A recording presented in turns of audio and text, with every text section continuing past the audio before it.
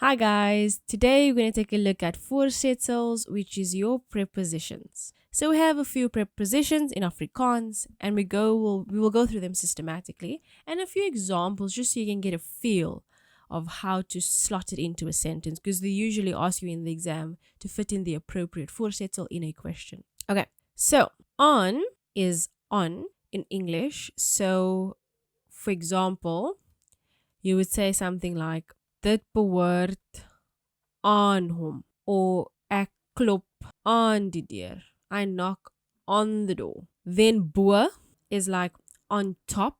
Sit dit bo op die kas. Put it on top of the cupboard. In, I'm sure we know in is just in. Ek sit in die kar. So I'm sitting in the car. Langs is like next to. So ek staan langs my ma.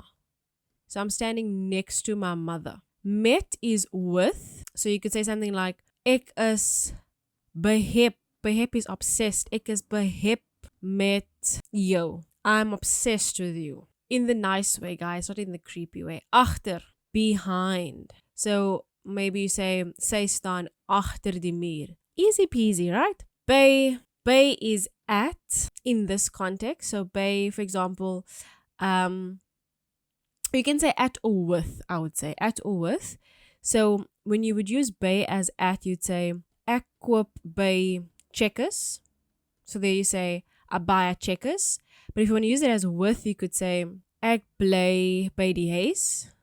Or you could say ek bly by my ma. I stay with my mother. Then na is after or to. It will depend. So you either listen to something or you look at something. So na can also be at. Just depends on how they ask you the question, right? So for example, you can say you can kyk na something. You can look at something. You can luister na something. So you're listening to something. But na can also mean after.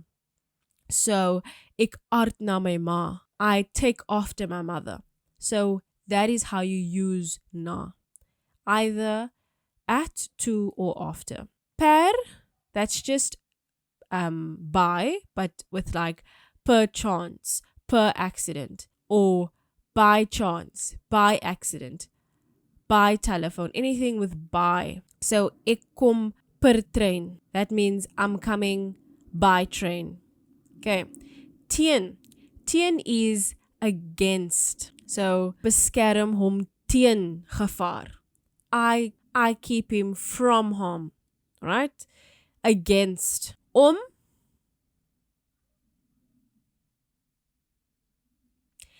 can mean a lot of things in English, guys. It just literally depends on the context. So can be for, it can mean around, it can be more even for, at. Okay, so for, around, more, and at. So for you would say ek doen aansoek of ek moet aansoek doen om 'n werk te kry. Ek bly om die hoek, around the corner. Om en by is more or less. And you would use at for like, oh, dis om 10 uur. It's at 10 o'clock.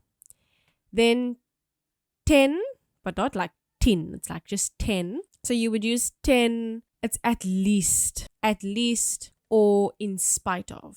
So you'd say ten minste, at least, and ten spite van, in spite of. Ter, it's like in the, or something along those lines. So when you want to say something like die beste ter wêreld, the best in the world. Okay. Tot, I'm sure we all know tot. So it's to or until. So tot my verbasing, to my surprise, or wag tot hy van die huis af kom. Wait until he goes from his house. Oor is about or over, or about or over, even past, but past is like according to like time on a clock. So dit is, for example, kwart oor. It is quarter past. 8 is of or out. So for of, you would say dit bestaan uit 10. It's out of 10 or it consists of 10, whatever.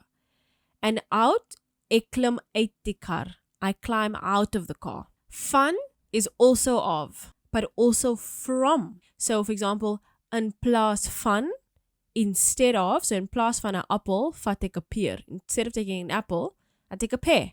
But it can also mean from. So, for example, van die begin af sê ek vir hom. From the beginning, I've been telling him. Then vir is also of. I know, like, OMG, which one do I use? So it literally depends on the context, right?